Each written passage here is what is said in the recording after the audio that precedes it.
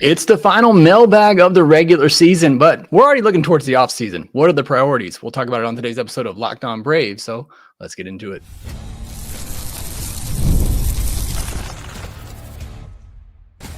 You are Locked On Braves, your daily Atlanta Braves podcast, part of the Locked On Podcast Network, your team every day.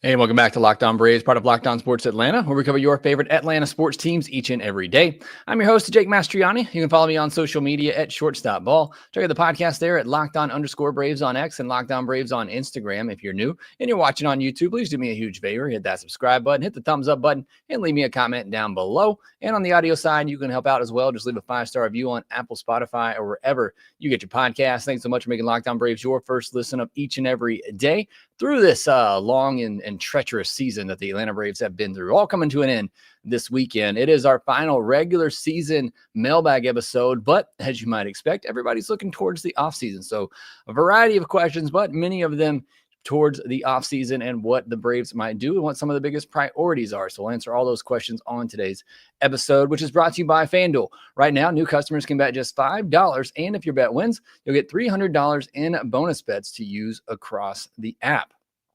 So as always on our mailbag episodes, we got a variety of questions, and I'm just going to read through them as they are submitted here on social media. Caleb Cook says, who is most likely to return in 2026, Snit, Ozuna, or Iglesias? I think of those three, I would actually say Iglesias is probably the most likely to return. I think Ozuna's gone, as I talked about on yesterday's episode a lot. I just don't think having a full-time DH makes a lot of sense, especially if that DH isn't one of the best hitters in all of baseball.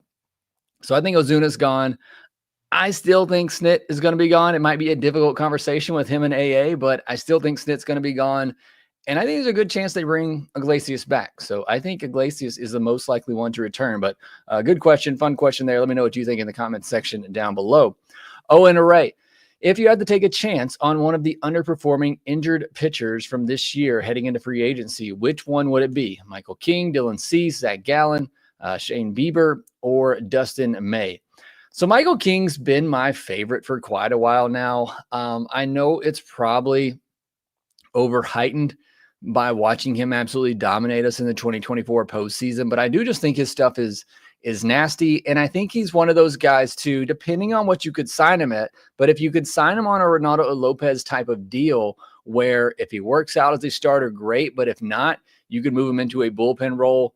You know, if the workload and the injuries that he's had the past couple of years, if he just can't make it as a starter, reliably hold up, that you could put him into a bullpen role where he could be dominant. So I think Michael King is still my preferred one out of this. Dustin May, if you're just talking about pure stuff, and Dustin May's still young enough, obviously he hasn't been able to stay healthy himself, but he's another one too, that even if you could sign him in that range where works out as a starter, it's a huge plus. If it fallback, it's a reliever, I still think it's good reliever money. So I'd probably rank it King, May. If you wanted to just go with reliability though, Cease is probably your guy. Gallen, if you could get him pretty cheap on a short-term deal, I wouldn't mind any of these, to be honest with you. But those are kind of some of my favorites. Matt Lane, what was your highlight of this subpar season? Mine was seeing Drake and Hurston come up and succeed, just looking for some bright spots. So we'll obviously have a lot of time in October while we watch the playoffs unfold. We'll do a lot of podcasts kind of looking back at the season before we officially turn things over to the off season. And we'll do one talking about the lowlights, the highlights, what went wrong, looking into some of the numbers.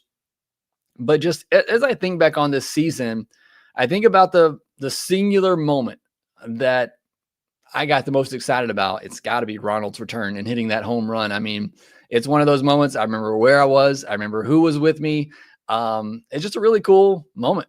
The guy, working his way back, comes back, very first pitch he sees, it's a home run. I think that's the standalone highlight from this past season for me. Obviously, you're talking about season long. I mean, what Drake Baldwin did, still doing, I think has been very impressive. Waldrop, I talked about the other day, just where he was in April, where myself and many others were ready to give up on him as a starter, to now being somebody where it's going to be really hard to keep him out of the rotation to begin 2026. So we'll get into more of that, like I said, in an off-season episode. But the Acuna moment is just the one singular moment from this past season that really stands out to me. E. Fuentes says, what is the record for most players in the 60-day IL? I don't know, but the Braves are certainly pushing it. And it is going to make it very interesting when the offseason begins and you got to put all these players back on the 40-man roster. I still think there's plenty of names that they could move off to get these guys on there. But yeah, there is a lot of players on the 60-day injured list right now for the Atlanta Braves. They are definitely pushing that record. Dr. MJF says, what would it take to get a guy like Framber Valdez? He is a free agent and is a decent starting pitcher. I think decent's probably underselling Framber Valdez. I think he's a really good pitcher. Now, unfortunately, there was a situation with he and his catcher the other week that I don't like and I don't think would fit well in the clubhouse. But he is a really good pitcher, and he's probably going to be one of the more sought-after pitchers this offseason. So I'd imagine it's going to take $25 million a year for probably 4 or 5 years for Framber Valdez. I don't know how old he is, so let me look that up real quick. But Framber's a really good pitcher, and I think he's going to get paid pretty handsomely for it this offseason. Now, he is 31, so a little bit on the older side, so it might be a shorter-term deal, maybe a 3-4 year deal, something like that for Framber Valdez, but he's been very good, very consistent, and very reliable. You're talking about 201 innings, 198, 176, 192 innings over the last 4 years. And for all those seasons except one, it's been a, mid threes, high threes, low 4 ERA. So he's been very good and very consistent over the last 4 seasons, and he'll probably get paid pretty handsomely for it, which means it might not be the Braves. Dustin Mount's question is, do you think the way the Braves are ending the season makes it more likely Snitker returns to try and end on a higher note, or do you think the hot streak the Braves are on does not play into the decision? So this is an interesting question because we've talked a lot about this hot streak at the end of the year, and there's been a little bit of debate even between me and a fellow postcast host, Lindsey Crosby, where I don't believe that the winning streak now carries over any momentum into next season. I don't feel that way. I feel like there's enough time in between the end and the beginning, and there's going to be, so much changing personnel wise that I don't think it carries over. Now, as I said, it wouldn't surprise me at all. The beginning of next year, they're good from the jump, but I don't think that has much to do with what happens at the end of this year. That being said, I do think this hot streak is having an impact on what Brian Snitker is thinking right now, and seeing the success that he's been able to have down the stretch with this team. And I'm sure it's been fun. Again, it's always fun when you're winning. I would imagine it'd be hard to imagine it not giving him extra motivation. I mean, it's already the end of a season, and maybe you are tired, and maybe that's the point where, and I think that's where it comes down to as a manager, where you're at the end of this long season, and if you're feeling tired and you're feeling like, I can't come back and do this, then you got to hang it up. Usually it's that moment where you get to, January, February, spring training rolls around, where you get that itch again that you want to do it. So it all just depends on how he's feeling now. But I think that I think the way they've ended the season does make it, to answer your question, I think it does make it more likely that Snitker returns. I think it probably gives him that good feeling of, I can still do this, that this team is still good enough, we can win, and let's come back and play this way from the jump next year and see what we can do. So while I don't think this streak has much of an impact on how the team performs to begin next year, I do think it is having an impact right now on Brian Snitker's decision-making, and even maybe the front office's decision that may have been on the outs with Brian Snitker, just ready to see it go. And now they're sudden, they might be thinking, okay, maybe he can still do this. Kind of hope they're not buying into a hot streak against the Nats and a struggling Tigers team. But I do think it's probably playing into the mind of Brian Snitker a little bit that he can still win with this team. This group is still good. Let's try this one more time. All right, we got several more questions to get to on today's episode of Locked On Braves. We'll get into the rest of these questions here next. The NFL season is here, and FanDuel is making sure you're ready for kickoff with a can't-miss offer. Right now, new customers can bet just $5, and if your bet wins, you'll get $300 in bonus bets to use across the app. FanDuel allows you to bet the way that you like with player props, same-game parlays, or jumping in live as the action unfolds. It makes every game a little bit more interesting, whether you're watching your team or just keeping an eye on your fantasy lineup. You got the final games of the Major League Baseball season happening this weekend, but you look out at FanDuel.com, they have World Series odds out there. The Phillies right now are the favorite on FanDuel to win the World Series, just ahead of the Dodgers and the Mariners, but those are all pretty tight right there. If you look at it, just kind of crazy the Dodgers aren't heavy favorites like they were to begin the season. You look at some of the awards odds out there, they still have Cade Horton as the favorite over Drake Baldwin. I don't get that at all. But no disrespect to our friends at FanDuel. You can check all that out at FanDuel.com. Also, please make sure you visit FanDuel.com/playsafe for tools and resources to help you stay in control of the way you play. Are you ready? Download the FanDuel app now by visiting FanDuel.com to get started. That's FanDuel.com to place your first $5 bet. Thank you, as always, for making Locked On Braves your first listen of each and every day. Go check out Locked On MLB for your second listen of the day. They're going to keep you caught up on everything happening this weekend. The guys from MLB Game Night breaking down the biggest and best highlights from each and every night. Teams battling for that postseason spot. Next question comes from, sorry, I lost my place here. David says, if Acuna didn't sign his contract, how much do you think he would be earning if the Braves went year to year with him after the injuries and missed time? So I would suspect it's probably somewhere in the $20 million range that they would be playing Acuna right now.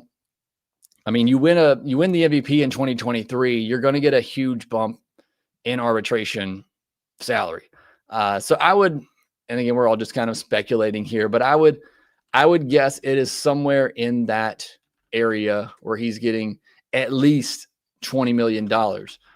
Because, when you miss time with that, obviously it's going to hold you back some. So it's not fair to look at an example like a Juan Soto who was getting, $23 million through arbitration.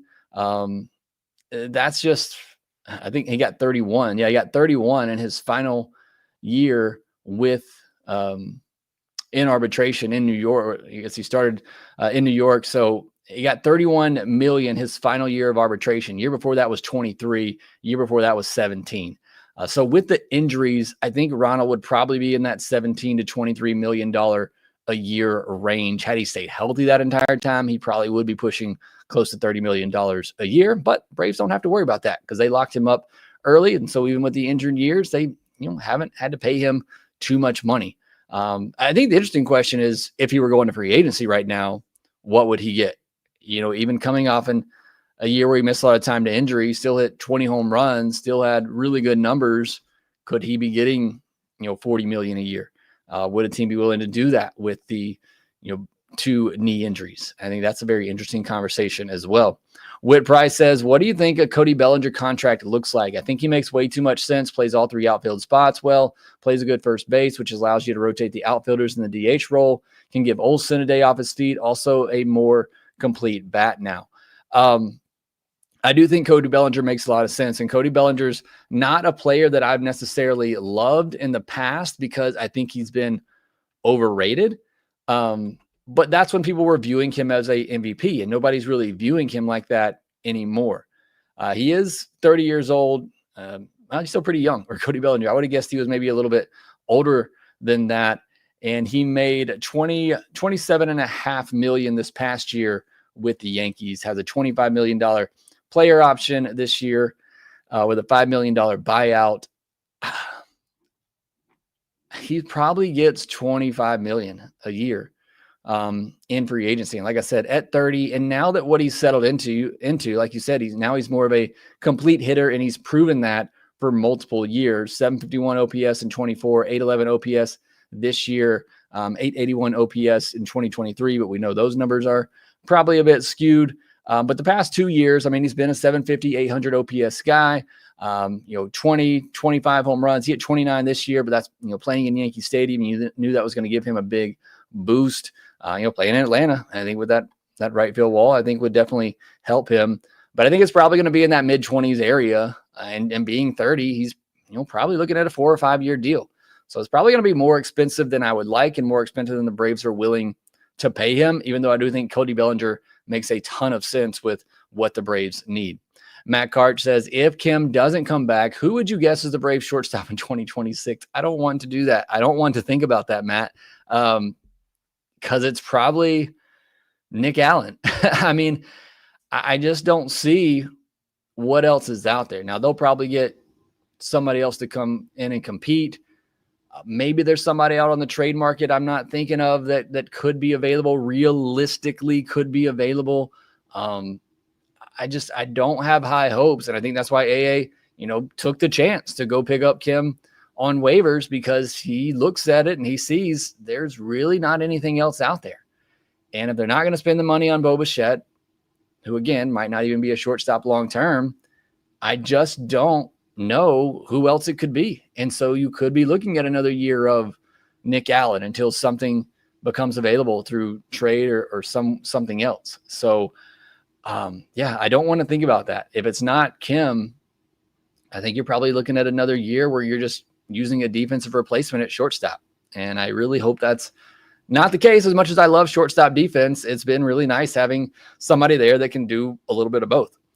Calvin Finner says, looking now at how we could have made the postseason with 84 wins, what are your thoughts on the games we seem to have punted early in the year? This has been happening a while, where it seems we don't try to have urgency until late in the season.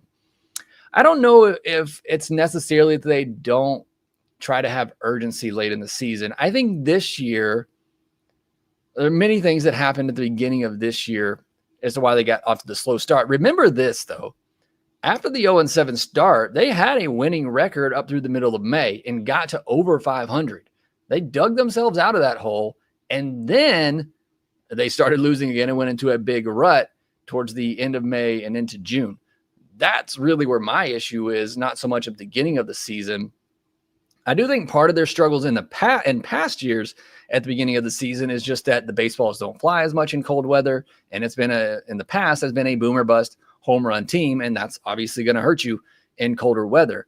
And so I think that's been part of it. They also just always seem to have a starting pitcher or two that they slow play coming out of spring training, and so you got a patchwork starting rotation to begin a season, kind of like this year too, a little bit, having to start with Bryce Elder and AJ Smith-Shawver, although AJ looked really good and kind of solidified himself. But for your first question, it is very frustrating to see that 84 wins would have gotten it, because there was a time where we thought it was going to be at least 88 wins, and that made it seem, even at the time, even less likely the Braves could get there. But knowing they could have gotten the postseason this year with just 84 wins and they couldn't have done that, and knowing how things got away from them early with the 0-7 start. And like I said, I think not having the bullpen solidified straight from the get-go definitely hurt that. Jerickson Profar being suspended definitely played a big role in that, as we see now, and the impact that he has had since coming back. But yeah, it's frustrating to know what could have been and where the bar was to get into the postseason, because the year before the Diamondbacks won 88 games and still didn't get in. And so to know that the bar was lower this year and you still couldn't make it is highly frustrating. Eddie says, are you looking for them to add 1 or 2 starting pitchers? Also, are you looking for one of the big 4 free agents or more back-end guys? I would like for them to add 2 starting pitchers. I just don't know that they're going to have the room. A lot's going to depend on what happens with Grant Holmes here in the next month or two. If it ends out, he hasn't healed from his injury and he's going to have Tommy John, that would obviously answer some questions. What they're going to do with Ronaldo Lopez. Are they going to bring him back as a starter or as a bullpen piece? You obviously have Hurston Waldrop and Bryce Elder now that you could put into the rotation along with Spencer Strider, Spencer Schwellenbach, and Chris Sale. So I think it's undetermined at this point, because I think we're waiting on the results of Grant Holmes and what the future looks like for Raylo. I still think despite all of that, you go out and at least get 1 starting pitcher. I would like 2, just quality. For me to answer the second question, it doesn't have to be one of the big 4 free agents, but somebody that's going to give you some quality innings. And this kind of leads into another question too from Matt H, who says, what would be the point of signing a mediocre innings eater? We already have one that is Bryce Elder. Who are potential trade candidates if A doesn't want to shell out the money to sign a top pitcher? I'm not going to get into the second question here. We'll talk more about trade candidates once we actually dive into the offseason. But to answer the first question about what's the point of signing a mediocre innings eater, I guess when you say Bryce Elder still has an ERA over 5. So, and again, I know he's looked better here as of late, and maybe it's legit this time. And he's made some changes. I've talked about some of those already. And he's going to be that type of pitcher, and he will be a stabilizing mid of the rotation innings eater of a 4.5 ERA. I'm looking for veteran guys that are going to go out there and give you 5 or 6 innings every time they pitch. Even if they get blown up early, you can push them through 4 or 5 innings so you're not blowing up your bullpen. No more of these Joey Wentzes. No more of the Carlos Carrascos and Nathan Wiles of the world. Give me some legitimate starting pitchers. Give me a Jose Quintana. Give me an Andrew Heaney type that can go out and give you 5 or 6 innings every time out, and more often than not are going to give you some quality innings and keep you in the game. Look, the Braves already have Chris Sale, Spencer Strider, Spencer Schwellenbach. They have a dominant top 3 in their rotation. You're just looking for guys to supplement that so that when they get hurt or somebody else get hurt, you have quality depth to back them up. That's all I'm really looking for. If the Braves can get to the postseason with Sale and Schwellenbach and Strider, I feel really good about their chances. It's just, how do you help them get there? And you do that by having some depth starters to give those guys an extra day of rest, go to a 6-man rotation at times. That's what I'm looking for. And we'll see if that's what Alex Anthopoulos and the Braves do. All right, we got several more questions to get to on today's episode of Locked On Braves. We'll get into the rest of our questions here next. Fellas, you've probably heard of Viagra or Cialis. Maybe you've even tried them. But if you're looking for something beyond the usual pill, it's time to meet Rugiet Go Long. Because Go Long combines 2 doctor-trusted medications in one dual-action formula, so you can both get hard and go the distance. It's a game changer for confidence. The effects can last up to 36 hours, which is confidence both all day and all night, and even into the next day. Super simple process, 100% online. You connect with a board-certified doctor, and if prescribed, your treatment ships discreetly right to your door. So if you're ready to level up your confidence in the bedroom, head to Rugiet, RUGIET.com, and use promo code LOCKEDONMLB for 15% off your first order. That's Rugiet, RUGIET.com, promo code LOCKEDONMLB. Make sure to use our code so they know we sent you. All right, let's jump back into the questions. I got several more to get to here, so I have to move through the rest of these kind of quickly. PJ's Brave says, assuming Baldwin and Murphy are the catching tandem in 2026, how do you think they will be utilized? Will there be an advantage to having Murphy always catching a particular pitcher, like one of the younger guys, such as Waldrop, given his experience in calling a game? Assuming both of them are there and they're healthy, I think it does make sense to use Murphy more often behind the plate. If you're doing that, you got to DH Drake Baldwin, though. And I think it probably does. And generally, backup catchers for a while, a lot of them are like this. They'll have one guy that they work with, and those two will always, work together. And whether that's, Waldrop and Murphy or whoever, I think that makes some sense. But I do think Murphy is still the better catcher defensively, and I think you utilize that. And say in a 3-game series, maybe he catches 2 of them, Baldwin catches the others, and DHs in the other 2. And a lot of that might depend on who they get in the offseason, could dictate that. I mean, if they get a legit bat that needs to be in the lineup pretty much every day, then maybe that changes things I think right now, Baldwin's a better player.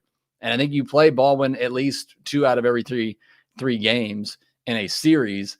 But I think if they didn't go out and get another big bat, I would utilize Murphy more as a catching role and let Baldwin, DH most of the time.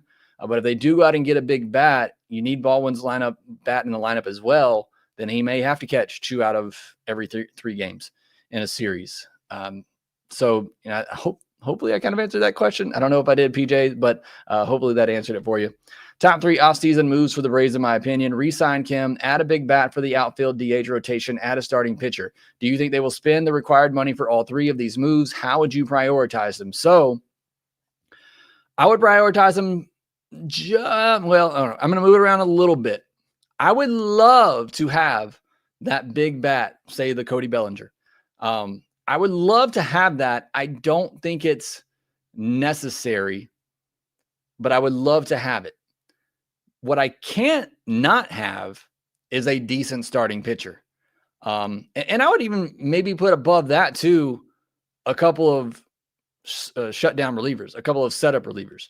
I would maybe prioritize it re-signing Kim, because as we talked about earlier, I just don't see any other viable shortstop options. Re-signing Kim, signing 2 setup relievers, signing a dependable starting pitcher, adding a big bat for the outfield DH. That's probably how I would prioritize it. And I would hope that they would go out and make all of those happen. If I had to guess, I would say probably 3 of the 4 happen. I do think they're going to spend a lot. I'm holding on to hope for that. So like I said, I'm hopeful that all 4 of those happen. But if I had to guess, it's probably only 3 of them, or it's re-sign Kim, get 2 setup guys, get a decent reliever, and a more mediocre bat, and not the big bat that we want. That's probably, if I had to predict right now, what I'd see happening. Chuck McMillan, I really want to rise batting second in our lineup next year. He's has 3 batting titles and has only struck out 21 times this year. What would it take? He could play second base first and DH. If we re-sign Kim, we could have 4 left-handed, 2 switch hitting, and 3 right-handed bats in our lineup, 6 left-handed versus right-handed pitchers. Is Luis Arraez going to be a free agent? I did not look that up. Apologize. I didn't know anybody was going to be asking about Luis Arraez. He's such a polarizing figure.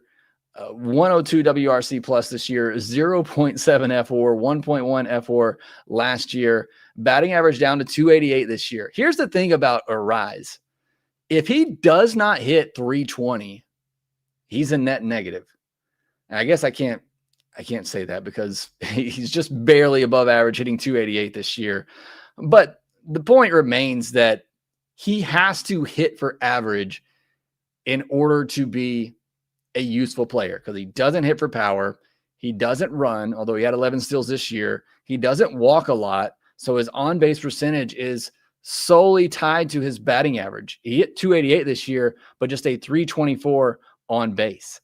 And it is really just one skill set that Luis Arraez has. And I get it. It's really good. And for fans who have been watching this Braves lineup and their inconsistency with scoring runs, putting balls in play, doing the small things, I can understand why Luis Arraez would be so attractive. And he is a free agent at the end of the season. He is 28 years old. I'm really curious to see what his market is going to be, because most analytical people, which are most teams this day, don't value Luis Arraez. And 14, 15 million a year for Luis Arraez wouldn't shock me. I don't think the Braves are going to be the one to do it. I don't think they're just going to keep taking Padres retreads, but I don't think it'll be the Braves, but I have no idea what his contract's going to look like in free agency, because most teams just don't seem to value his type of skill set right now, right or wrong. But let me know your thoughts in the comments section below. Yes, Mass. He also has no defense at all. So you're almost putting yourself in another situation where you have a full-time DH, because he is just really bad in the field, and I don't want that. Matt Olson Burner with questions about Ozzie and Harris' performance and health-wise. Who would you like to see the Braves go about adding to give themselves real depth at both? I would like Brandon Lowe, or maybe get crazy and try to trade for an Abram or O'Neal Cruz. I don't think the latter two would happen. Brandon Lowe is a guy that I really like. And so he'd be somebody that I would definitely be going after. And then the other one would probably be Cody Bellinger. Like we said, can play all 3 outfield positions. I doubt they're going to be able to do both of those and bring back Ha-Seong Kim. That's probably getting a little too optimistic there. But those are the guys at the top of my list that could cover Michael Harris and could cover Ozzie Albies. Phil N says, in an article today, Lindsay discusses the possibility of Sonny Gray being signed by the Braves. Personally, I think he's the perfect fit. What say you? I know he's mentioned now he's more open to a trade. I know that's what Phil meant here with a trade. It feels like people have been talking about Sonny Gray coming to the Braves for 10 years. I think he's fine. I think it'd be a fine addition. So I certainly wouldn't hate it. if you can make that happen, I think that would be one of those pitchers that I'm talking about. That's, mid rotation. I just worry about his stability, I guess, dependability. I think was the word I was looking for there.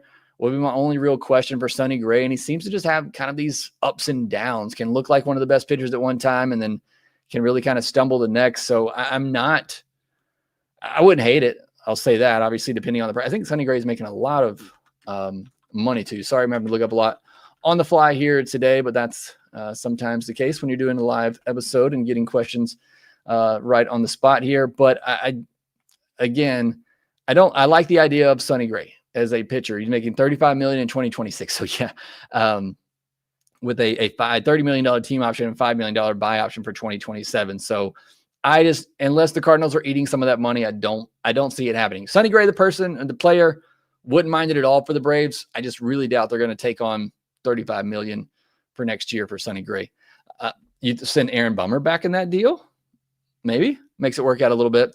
Matt Karch, another one, says, does Snitker and AA communicate? They seem to be on two different pages. For instance, you talk about $9 million for Bummer, yet Snit doesn't use them in high leverage situations. Wouldn't it be a conversation about this?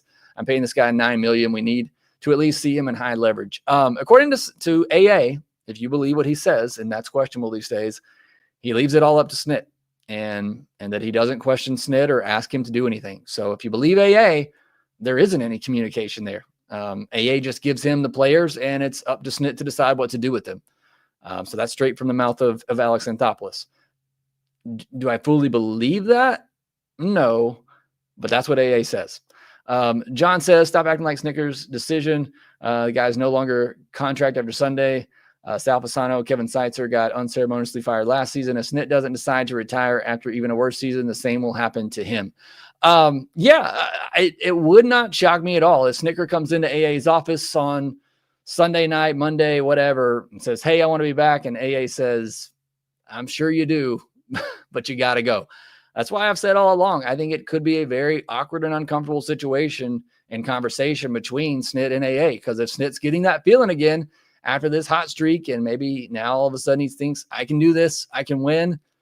But if AA is not being fooled by it, which I don't think he should be, I think it's going to be a real awkward conversation for somebody that's been in your organization for 49 years. So we'll see what happens. Check the Twitter feed one more time just to make sure I haven't missed a Snit announcement. I think some of you probably would have let me know that by now. But yeah, it's really odd. We haven't heard anything about that yet from the Atlanta Braves or Brian Snitker, which makes me believe that he is leaning towards staying.